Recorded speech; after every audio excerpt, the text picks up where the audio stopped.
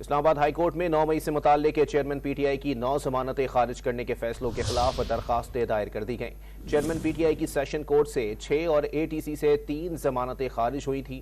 مزید جانتے ہیں ڈان نیوز کے نمائندے عمر بڑھنی سے۔ عمر، بتائیے گا درخواستوں میں وکلاء کی جانب سے کیا موقف اختیار کیا گیا ہے؟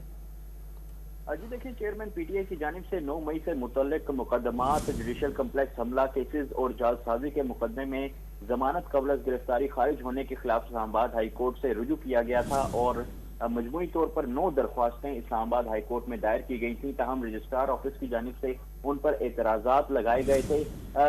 چیئرمین پی ٹی آئی کی لیگل ٹیم کی جانب سے اعتراضات دور کرنے کے بعد وہ 9 کی 9 درخواستیں دوبارہ سے اسلام آباد ہائی کورٹ میں جو ہے وہ دائر کر دی گئی ہیں۔ اس سے قبل چیف جسٹس عامر فاروق اور جسٹس طارق محمود جہانگیری نے چیئرمین پی ٹی آئی کے وکلاء کو یہ اعتراضات دور کرنے کی ہدایت کی تھی۔ وکلاء نے اب اعتراضات دور کر کے دوبارہ سے یہ درخواستیں جو ہیں وہ اسلام آباد ہائی کورٹ میں دائر کر دی ہیں اور ابھی یہ درخواستیں جو ہیں وہ سماعت کے لیے مقرر ہوں گی۔ جی بہت شکریہ عمر بڑھنی اپڈیٹ کرنے کے لیے۔